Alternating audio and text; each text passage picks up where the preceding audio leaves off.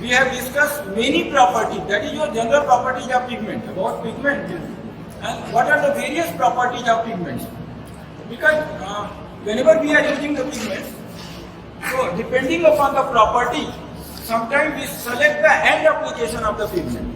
Say for example, if you have to apply a coating on a car, एक car body के ऊपर आपको coating करनी है, तो क्या हम लोग सारे पिगमेंट इस्तेमाल कर सकते हैं? नहीं कर सकते हैं। तो फिर हम उसकी प्रॉपर्टी देखते हैं कि किस पिगमेंट के अंदर लाइट फास्टनेस अच्छी है, किस पिगमेंट के अंदर फाइननेस अच्छी है, किस पिगमेंट के अंदर हार्डनेस अच्छी है।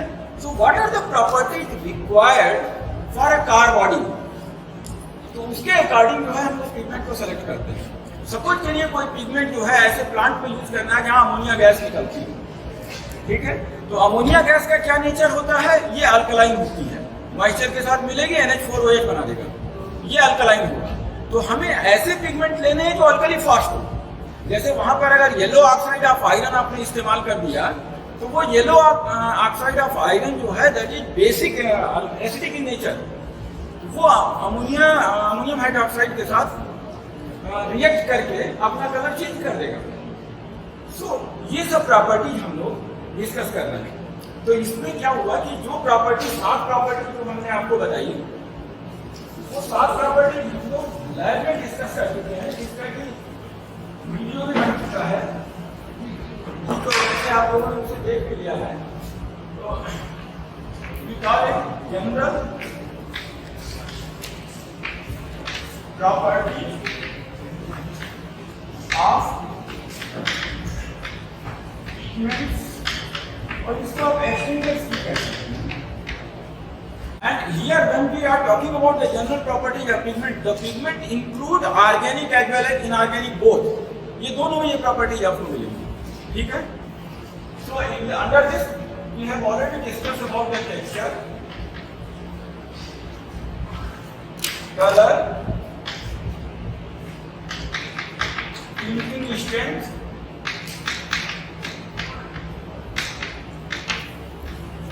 reducing power,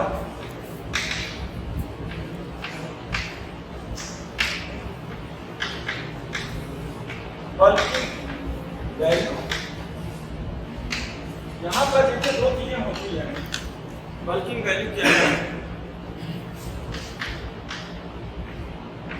bulk density and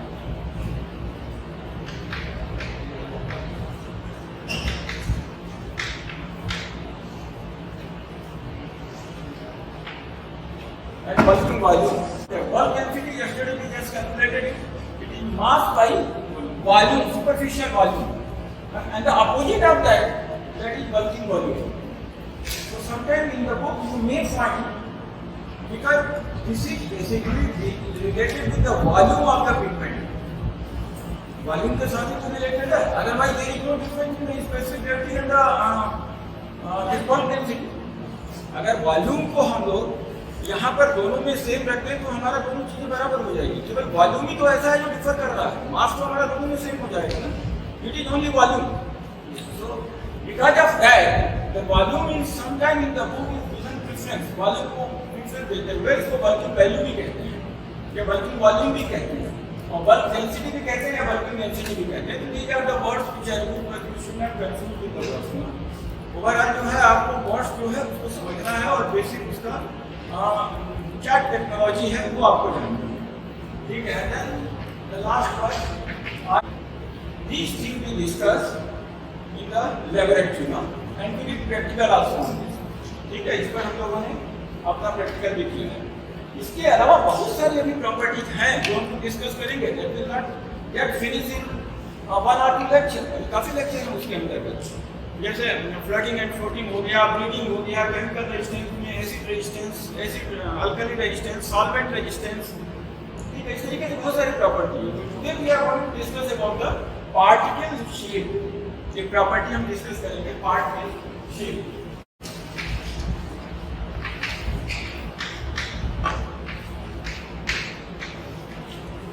Pigments are basically, most of the pigments are crystalline in nature, ठीक है। कुछ पिगमेंट हैं जो amorphous हैं, कुछ आपको semi crystalline हैं, but most of the pigments are crystalline in nature। तो क्रिस्टल को आप समझ रहे हैं, क्रिस्टल हम आपको फिर बताएंगे कि क्रिस्टल स्ट्रक्चर क्या होते हैं।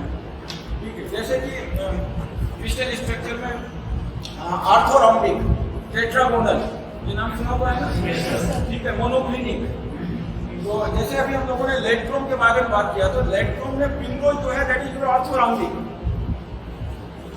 और प्रिमरोज के बाद से lemon and middle that is your tetragonal. और अभी हम बताएंगे बेटा जब ये ट्रीटमेंट पढ़ाएंगे ना हमें लेंगे। सो अब आप इसको कोरिलेट कर सकते हैं, because orthorhombic is having some structure, because of that it is looking to be, it appears to be greenish yellow, and tetragonal is having another structure which appears to be either lemon or middle tone, like that. No? So crystal structure is having very important, and how this crystal structure develop? जैसे कि आप मिश्री देखते हैं, मिश्री कैसे बनाई जाती है? कोई एक बच्चा जो समझ रहा है कि मैं ठीक से जानता हूँ, थोड़ा बताएं। ठीक कह रहे हो बेटा, कैसे करते हैं इसे? धागे में क्या लेते हैं? कुछ लेते नहीं है, धागे को ऐसा करते हैं, कंसंट्रेटेड मिश्री के जो कण होते हैं उसमें उसको लगा करके फिर मिश्री का जो कंसंट्रेटेड सैचुरेटेड सॉल्यूशन होता है उसमें वो धागे को लटका देते हैं, और उसी के बाद से जैसे टेम्परेचर डाउन करते हैं या पानी जब उड़ता है सुपर सैचुरेशन में आ जाता है ना, तो उसके बाद से उसके ऊपर क्रिस्टल बनने चालू हो जाते हैं। तो the crystal they are growing, suppose करिए एक क्रिस्टल को इस तरीके का है,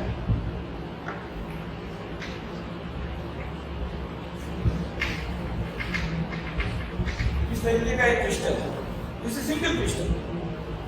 now this will start growing, पानी के अंदर दूसरा क्रिस्टल इसे लगेगा, तो द ग्रोथ ऑफ क्रिस्टल, इसके साथ दूसरा क्रिस्टल लगा तो हो सकता है इस साइड में रहे।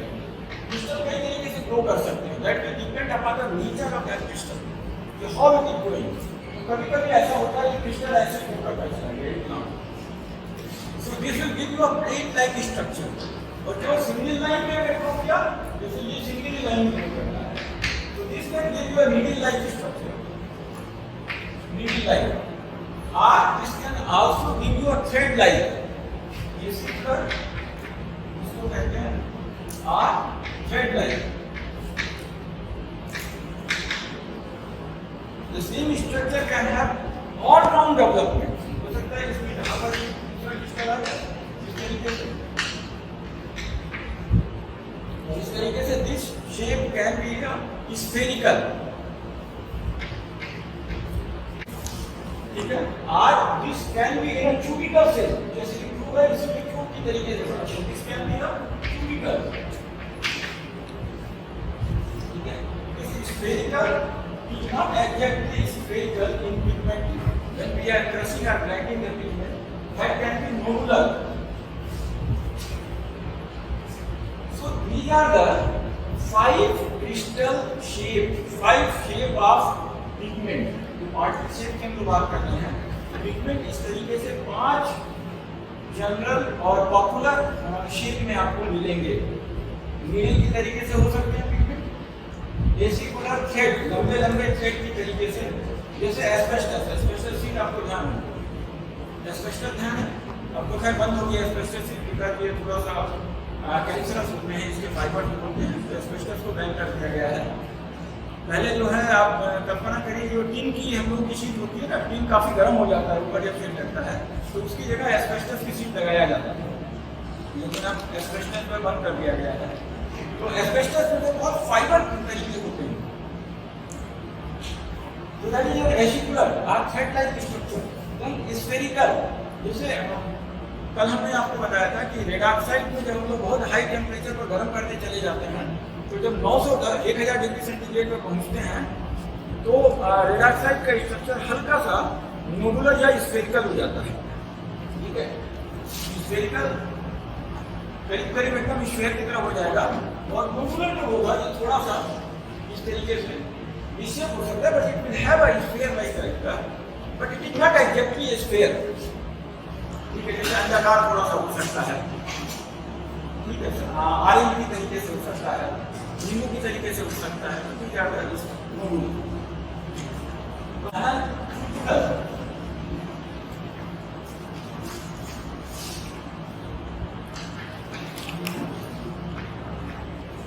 like.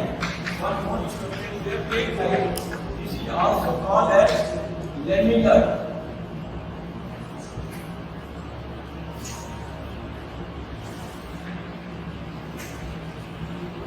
Plate-like structure or lamellar structure or leaf-like structure. जैसे आपने माइका देखा होगा, माइका जो है वो प्लेट के तरीके से इसका स्ट्रक्चर हम लोग पढ़ेंगे, ये सारे स्ट्रक्चर पढ़ेंगे, इनका रोल क्या है and what part they are playing in the print and coating industry और प्रिंटिंग इंडस्ट्री या डिफरेंट इंडस्ट्री, इनका रोल क्या रहता है. Shape is also very important. जैसे कल्पना करिए कि कोई पेंट आप बना रहे हैं, उस पेंट में प्लेट की तरीके का कोई पिगमेंट पड़ा हुआ है जिसका स्ट्रक्चर प्लेट के तरीके से, क्या होगा उसमें, जब उस पेंट के अंदर वो प्लेट जो रहेगी वो प्लेट जल्दी से बैठेगी नहीं नीचे, वो प्लेट फ्लोटिंग अवस्था में रहेगी.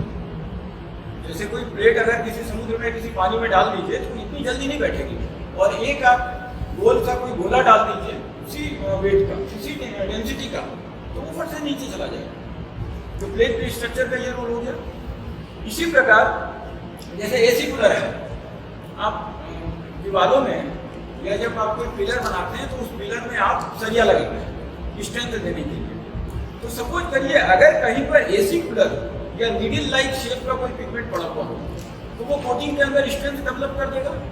उसी वे में सोचिए आप, जिस वे में आप इसको एक बिल्डिंग में सोच रहे हैं, ठीक है, तो उसमें ये स्ट्रेंथ पैदा कर देगा. तो स्ट्रेंथ के लिए हम लोग एसी कूलर शेप का इस्तेमाल करते हैं. कभी कभी ऐसा होता है कि वी डोंट हैव ऑप्शन, हमें करना ही है उसको इस्तेमाल, तो हम उसे करते हैं, लेकिन उसके साथ अगर कोई डिसएडवांटेज जुड़ा हुआ है तो उसको भी रिमूव करने की कोशिश करते हैं. ठीक है, तो ये हम लोग एक एक शेप के बारे में थोड़ा सा पढ़ते हैं और देखते हैं कि ये शेप किस तरीके से पेंट के अंतर्गत अपना रोल प्ले करता है.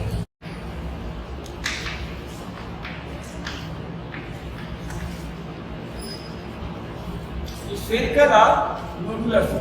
अच्छा एक चीज और बता देते हैं, ये जो पिगमेंट का आपका पिगमेंट का शेप तो ये होता है, लेकिन जब भी हम पिगमेंट की ग्राइंडिंग करते हैं तो इसके जो किनारे हैं या इसके एज जो है वो थोड़ा बहुत डैमेज हो जाता है. तो हल्का फुल्का शेप जो है इसका चेंज होगा, लेकिन ओवरऑल कैरेक्टर नहीं रहेगा. जैसे माइका का जो कैरेक्टर है, माइका ग्राइंड होगा, उसके एज ब्रेक करेंगे, लेकिन उसका छोटे से छोटा पार्टिकल भी जो है वो प्लेटी का शेप देगा. ठीक है, इसी प्रकार ये जो स्फीयर है, ये स्फीयर आपका डैमेज होगा, इसके कारण जो है डैमेज कब होंगे जब हम लोग ग्राइंडिंग करते हैं.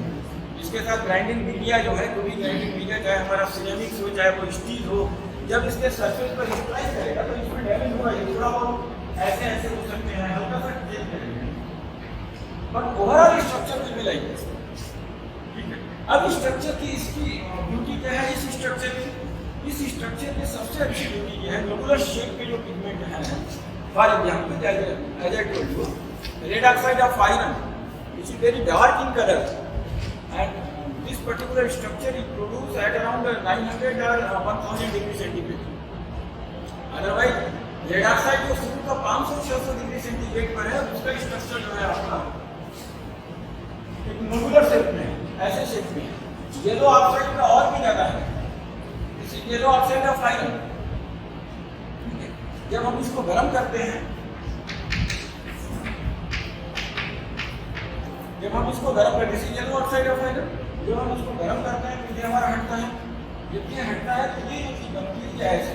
फिर इसको जब और गर्म करते हैं तो इस पर अब सिंकिंग चालू होगी, इसके पार्टिकल की सिंकिंग होगी. इसी का दूसरा पार्टिकल जो होगा इस तरीके से इसके साथ जुड़ सकता है, ऐसे प्लेट चालू करेगा. तो धीरे धीरे क्या करेगा, जैसे जैसे बड़ा होकर चला जाएगा, ये टोटल पार्टिकल जो है इस तरीके से एक राउंड शेप में आ जाएगा, regular shape. Are you getting my point? भाई जब आप टेम्परेचर बढ़ाते हैं तो हो क्या रहा है, टेम्परेचर बढ़ाने पर जो पार्टिकल हैं आपस में चिपकते चले जा रहे हैं और उसका शेप चेंज हो रहा है. तो शेप की वजह से उसका कलर आपको अलग नजर आ रहा है.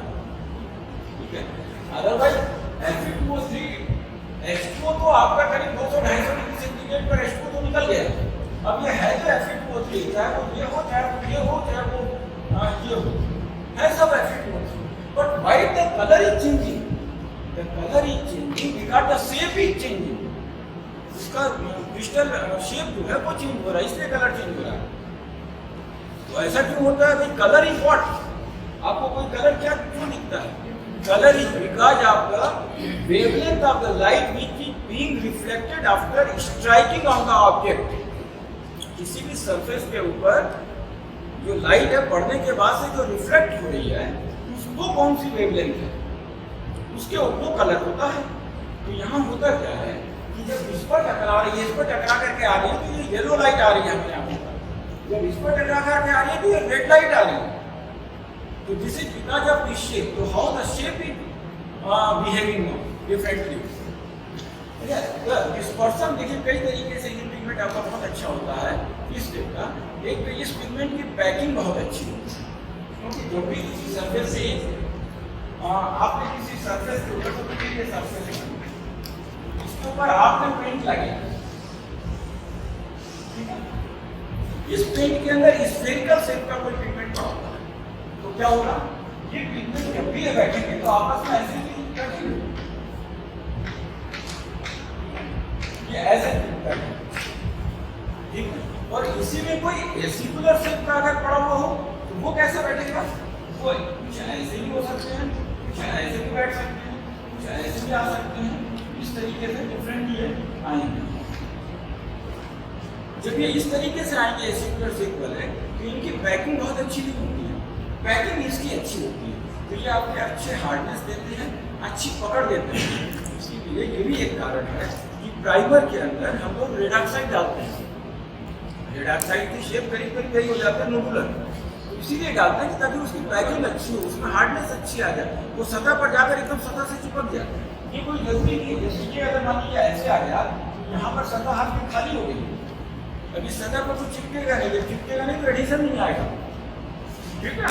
तो ये स्फेरिकल शेप है, इसका एक तो डिस्पर्सन अच्छा होता है, पैकिंग अच्छी होती है। पैकिंग अच्छी होने से क्या होता है? पैकिंग अच्छी होने से मैकेनिकल स्ट्रेंथ देता है, मैकेनिकल प्रॉपर्टी डेवलप करता है, जिसमें कि एडिशन, स्क्रैच रेजिस्टेंस, ये सब प्रॉपर्टी आपकी अच्छी आ जाती है, ठीक है। आपको ये इस पिगमेंट की वजह से हो सकता है आपको ग्लॉस भी अच्छा मिलेगा, इसमें इंक्लूड द ग्लॉस ऑल्सो। दूसरा कोई पिगमेंट डालेंगे उसमें ग्लॉस कम हो सकता है, नहीं, लेकिन ये जब डालेंगे तो ये नीचे पूरा ब्लैक हो जाएगा और ऊपर आपका बाइंडर है यहाँ पर, इस बाइंडर की वजह से आपको अच्छा खासा चमक मिलेगा। इधर clear? So these are the properties of the spherical sac pigment. कभी कभी हम लोग ये प्रॉपर्टी पाने के लिए हम लोग पिगमेंट डालते हैं, because sometime the colour is not very important, the property is important. जैसे प्राइमर है, प्राइमर में कलर इंपॉर्टेंट नहीं है, क्योंकि प्राइमर तो सबसे पहला कोट हो गया, उसके ऊपर हम दूसरा पेंट तो करेंगे तो कलर तो छुप ही जाएगा। तो प्राइमर में उस प्राइमर की प्रॉपर्टी हमारे लिए महत्वपूर्ण है। तो उस प्राइमर की प्रॉपर्टी के लिए हम लोग क्या करते हैं? एक तो हम लोग ऐसा पिगमेंट लेते हैं जिसकी स्पेसिफिक ग्रेविटी थोड़ी ज्यादा हो। जब ज्यादा होगी तो ये पिगमेंट की सेटलिंग अच्छी होगी, जब सेटलिंग अच्छी होगी तो नीचे जाकर सतह के साथ बहुत टाइटली अडेयर हो जाएगा, बैठ जाएगा। इसीलिए जो हम लोग रेड ऑक्साइड लेते हैं तो specific gravity of that is around 5, तो हाई स्पेसिफिक ग्रेविटी होने से बैठ जाता है। उसके साथ अगर कोई एक्सटेंडर भी हम लोग डाल रहे हैं तो वो एक्सटेंडर भी कोशिश करते हैं कि उसी के आसपास की स्पेसिफिक ग्रेविटी का हो, ऐसा ना हो कि 1.5 या 2 स्पेसिफिक ग्रेविटी का हो। तो हम लोग वैसे वेराइट्स डालते हैं एक्सटेंडर के ऊपर, थोड़ा बहुत कभी जरूरत पड़ी तो वेराइट्स भी जो है उसकी भी स्पेसिफिक ग्रेविटी 4.5 के आसपास है। So that will also set it out. इनके शेप जो है वो शेप जो है नोडुलर है, तो नोडुलर शेप होने की वजह से एक चीज और होता है कि इसमें जो आपका रेजिस्टेंस होता है, जो जब हार्ड सेटल हो जाएगा तो जो स्क्रैच रेजिस्टेंस होगा वो स्क्रैच रेजिस्टेंस भी इसमें अच्छा हो जाएगा, ठीक है। तो ये सब प्रॉपर्टी इससे आपको मिलती है। नेक्स्ट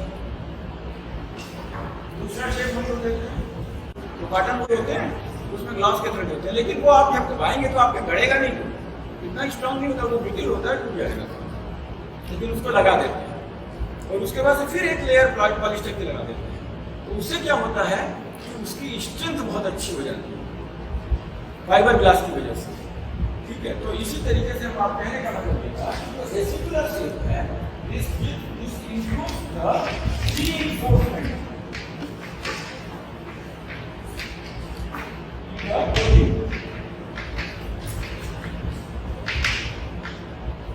इसका डिस्पर्सन लेकिन पूरा होता है।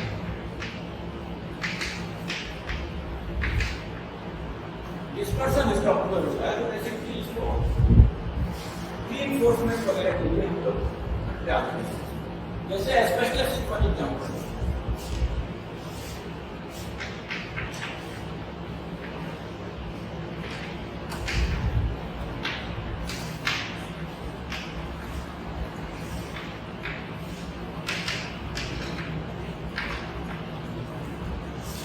ये भी लाइट है, इसका डिस्पर्सन तो अच्छा होता है, लेकिन इसके अंदर जैसे वाटर रेजिस्टेंस हो गया, केमिकल रेजिस्टेंस हो गया, ये बहुत अच्छी प्रॉपर्टी नहीं होती, क्योंकि इसमें पैकिंग बहुत अच्छी नहीं होती। जैसे कि इसके पहले हमने रेगुलर शेप में आपको दिखाया, जो मिडिल की तरीके के शेप वाले जो इक्विपमेंट है उनकी पैकिंग बहुत अच्छी नहीं होती। इसलिए इनका जो है एसिड रेजिस्टेंस, अल्कली रेजिस्टेंस वगैरह क्या आप देखेंगे तो उनके कंपेरिजन में थोड़ा सा कमजोर होता है। डिस्पर्सन इसका अच्छा है। प्लेट टाइप,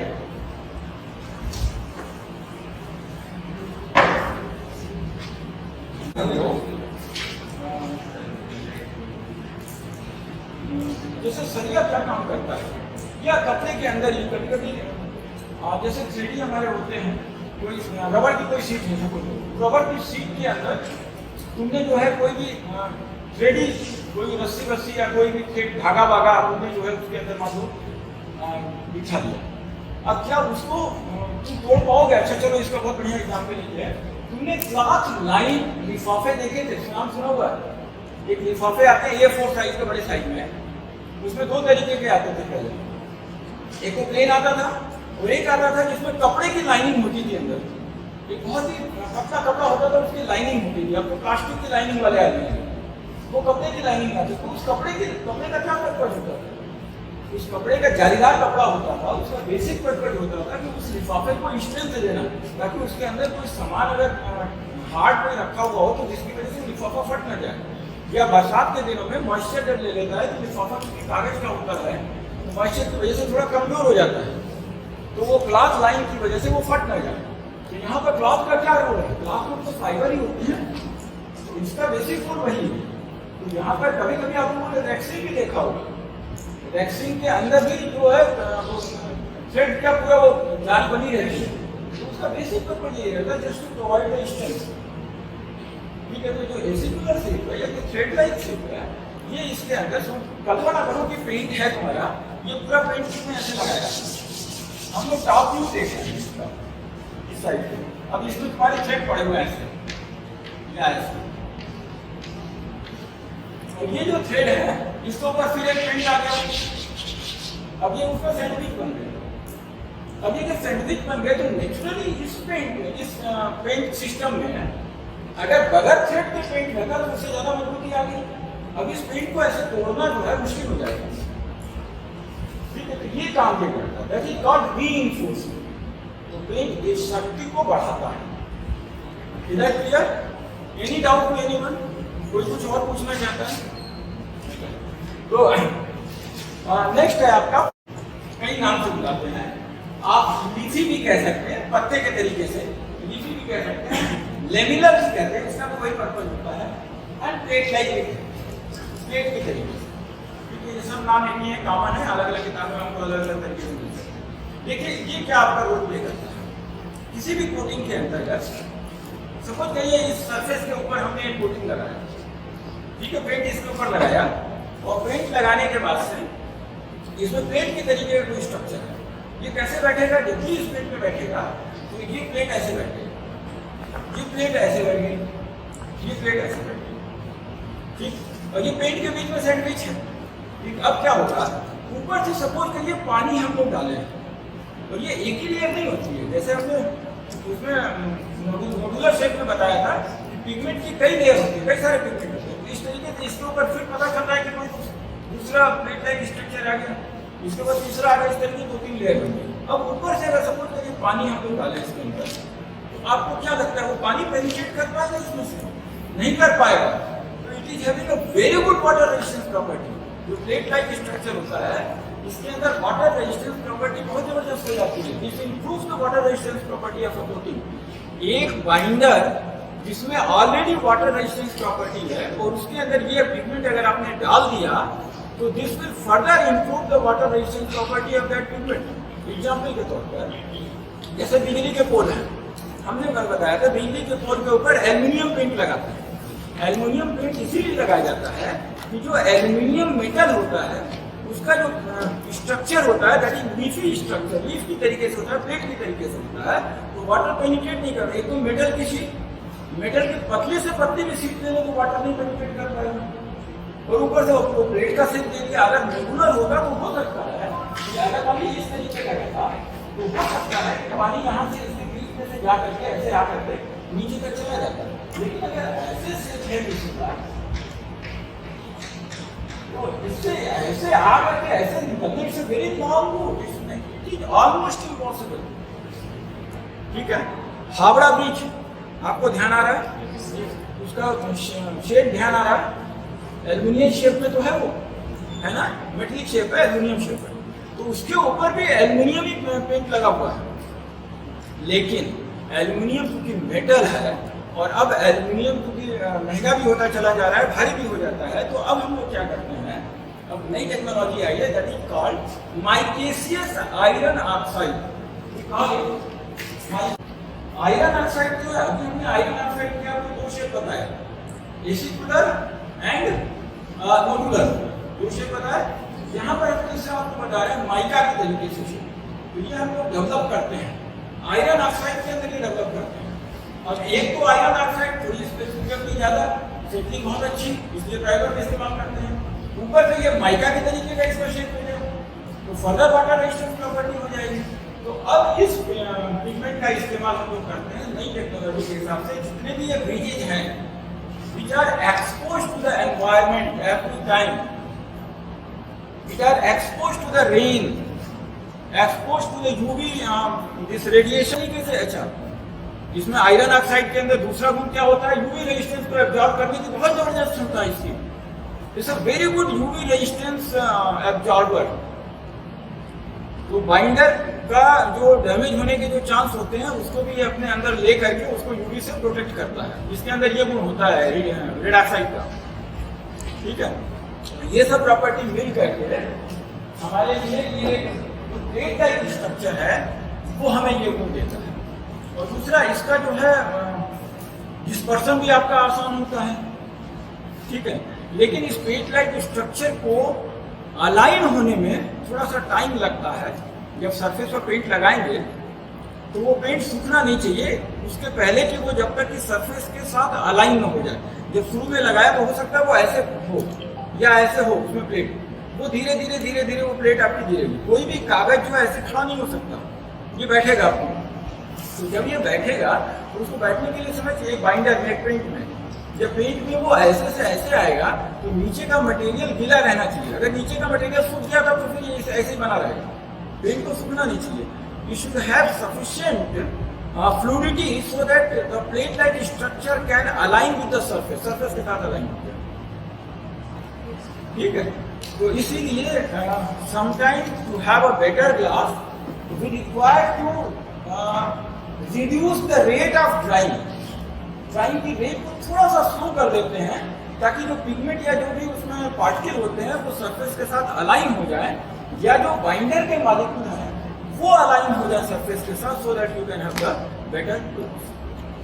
ठीक है, तो इस तरीके से हमने देखा ये डिफरेंट पिगमेंट शेप की डिफरेंट प्रॉपर्टी है।